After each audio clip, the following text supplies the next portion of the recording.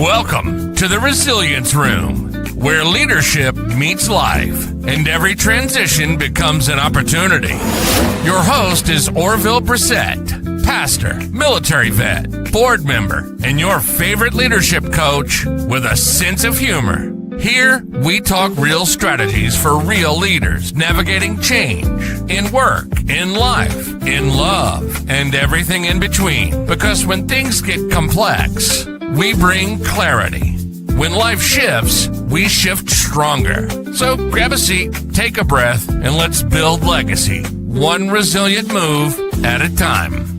This is the Resilience Room, and this is Orville.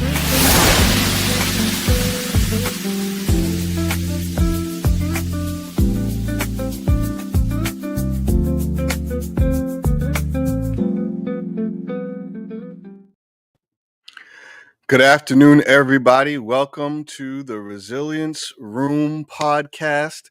My name is Orville Brissett, your resilience coach, and I'm excited to be back with you. Been on vacation, had some responsibilities need to take care of, but we're glad to be back. And here in the Resilience Room podcast, this is the place where strength is built, where leaders rise, and where breakthrough begins. And I'm super excited to share this subject matter with you today.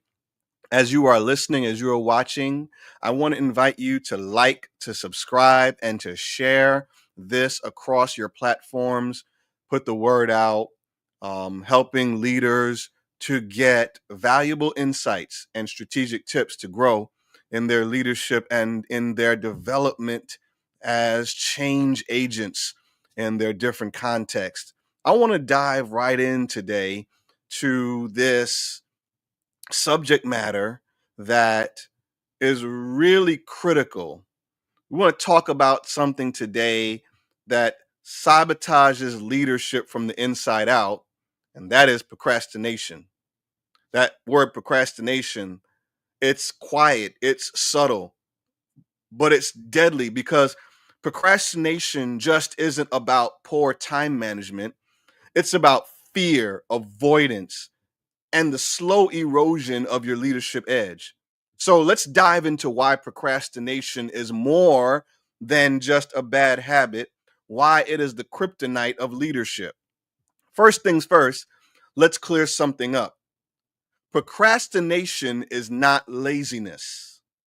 Procrastination is not laziness, it's avoidance. It's when we delay action because something about that task feels uncomfortable.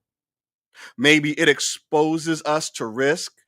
Maybe it forces us to make a tough call or requires emotional energy we don't feel we have. And here's the kicker. Procrastination often disguises itself as productivity, right? So you're going about your daily routine, you're answering emails, you're rearranging your calendar, you feel busy, but deep down, you know you're dodging the real work, the hard conversations, the bold decisions, the deep strategy. It's not about effort, it's about avoidance. And I can tell you firsthand that as a leader, I have found myself in this pattern of doing the busy work, but not doing the most important work, not doing the work that really stretches and expands and calls for the tough decisions. I have been there. I have been there. And perhaps some of you have been there or are there right now. So what is the cost of procrastination in leadership? How does procrastination hit leadership where it hurts? Well, first of all, it erodes trust. Procrastination erodes trust. You got to understand your team is watching. And when you delay, hesitate, or dance around decisions, they lose confidence, not just in your choices, but in your consistency. It's important for your team to trust that when matters arise, that you have a consistent response. You are consistently responding to the issue. You are not being passive. You're not being dismissive, but rather You are paying attention to what's happening and you are making every effort to respond in a way that may not be the decision they want, but it's better than no decision at all. The other cost of procrastination is that not only does it erode trust, but it creates bottlenecks. You must know that leaders are levers. If you stall, the whole system slows down. People wait. They want to know what's going on. They want to know what's the next move. Projects pause. They things get stalled. They get put in drawers. They get put on hold. Execution suffers. The mission suffers because execution is not happening. The cost of procrastination not only erodes trust, not only creates bottlenecks, but it kills momentum. Great teams thrive on clarity and action. And when procrastination is present, it drains that energy. It's like taking the wind out of your team's sails. The cost of procrastination erodes trust, it creates bottlenecks, it kills momentum, but it also damages credibility. If you preach accountability but delay feedback, or if you ask for boldness but avoid a risk yourself, your words lose weight. It's the person who has all the words but doesn't display the action, doesn't have the characteristics of the words that they verbalize. But perhaps the most overlooked cost of procrastination is that procrastination undermines resilience. Here's where it gets deeper. Procrastination weakens your resilience as a leader. So think of resilience as your ability to absorb pressure, to bounce back, and to move forward. Now, ask yourself what builds that muscle? What builds that muscle is taking action in discomfort, making the hard call, having the awkward conversation, owning the delay, and correcting course. And every time you lean into discomfort, you strengthen your capacity to handle stress, uncertainty, and adversity. Leadership, at its best, is transformational. And in order to transform culture, in order to transform um, the dynamics of your organization from stagnant to mission driven, there are tough calls that have to be made. There are changes that have to be made. The seats have to be rearranged on the bus. The weight has to be distributed effectively. But when you procrastinate, you do the opposite. You avoid, you delay the discomfort, you allow things to take place and to continue that are damaging the forward movement of the organization. And every delay chips away at your tolerance for challenge. You're not just pushing task, you're lowering your threshold for leadership pressure. Might I suggest to you that the pressure we face as leaders defines where our leadership stands? Who we are as a leader is really made evident in the pressure we face. Here's the paradox I want you to get. The more you procrastinate, the less resilient you become, and the less resilient you are, the more likely you are to procrastinate again. I hope you're catching this. Resilience that is not tapped into opens the door for continued procrastination. It becomes this loop, a leadership vulnerability spiral. But here's why leaders are prone to procrastination. Here is why it affects so many leaders in so many different ways. And right now, you might be thinking, but I've got 1,000 decisions to make. Of course, I'm going to push a few off. And that's totally fair. That's totally understandable. But procrastination is selective. We don't avoid everything, we avoid the things that challenge us emotionally. The truth is, on a daily basis, on an hourly basis, leaders are under immense pressure. You're managing people, navigating ambiguity, handling criticism, and it's easier, it's safer to gravitate toward what's urgent instead of what's important. I have coached, I have listened, I have been around so many people in leadership positions who can only deal with what's right in front of them, and they push off what's most important for the big picture. It's a narrow focus. It's a deal with what's right in front of your face. And I want to help somebody to understand today that in your organization, if you're going to really transform your team, if you're really going to make a difference in the culture and changing it and being a change agent for effective progress, you've got to be willing to recognize when procrastination is happening and make the adjustment. You've got to recognize that not only do you have to respond to what's in front of you, but you also have to have the foresight to be able to respond to something now that will affect what's happening down the road. It's easier, it's safer to do what's urgent. But that's a danger, because when leaders put off the uncomfortable, they train themselves to avoid growth. Don't miss that today.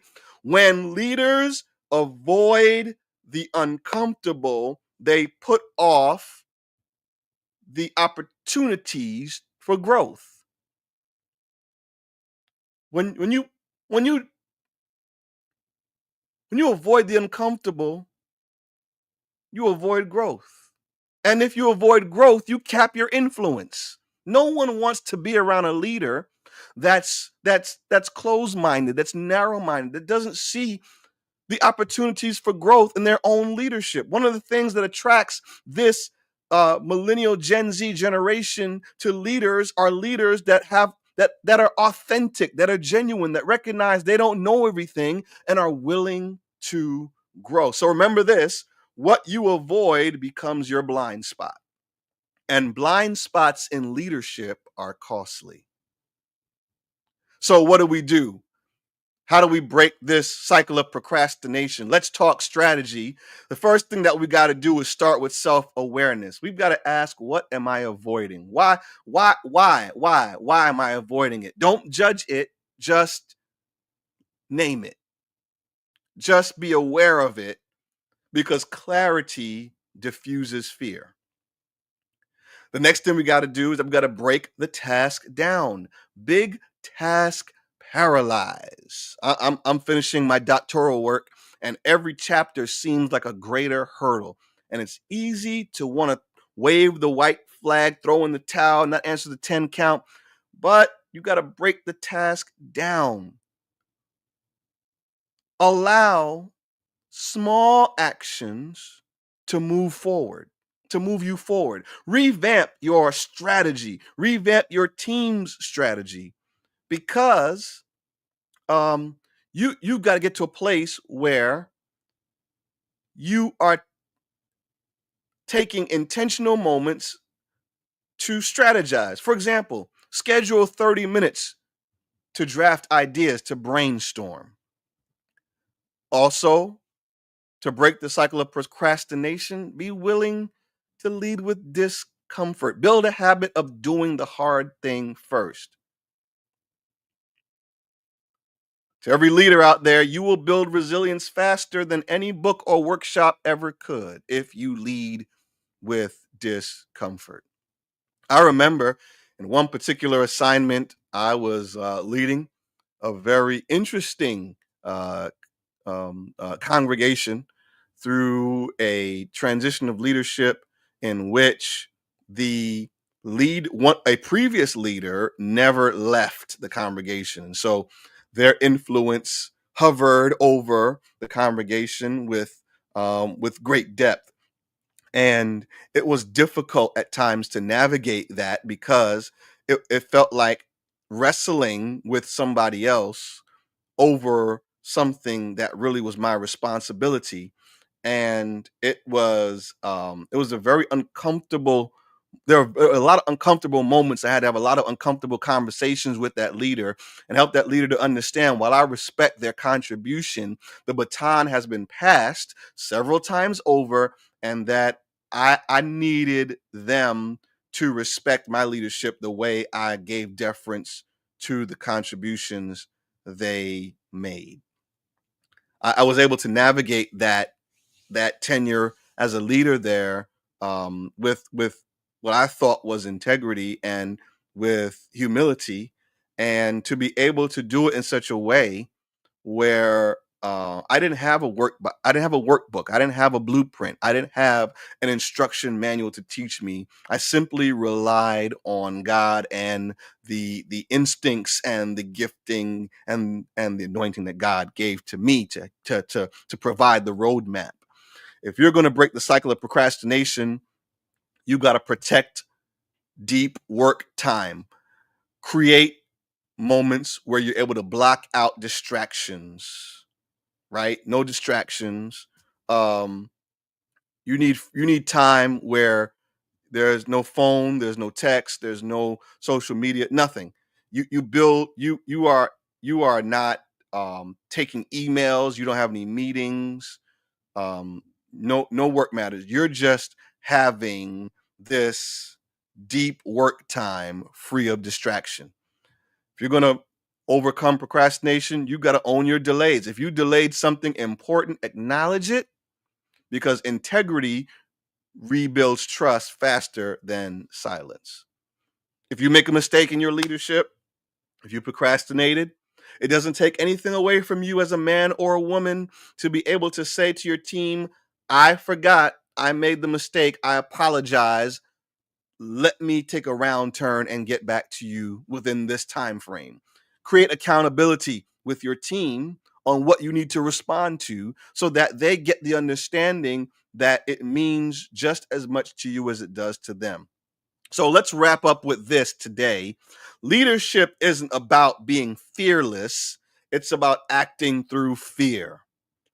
And procrastination can rob you of that power. It dulls your instincts, it weakens your resilience, and it erodes the trust others place in you. So this week, find one thing you've been putting off, just one, and face it head on.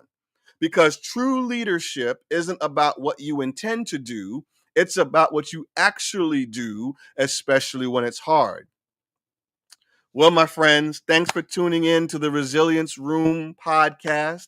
If this resonated with you, share it with someone who needs to hear it, and always lead boldly. Thank you for joining us on the Resilience Room podcast, where strength is built, leaders rise, and resilience happens.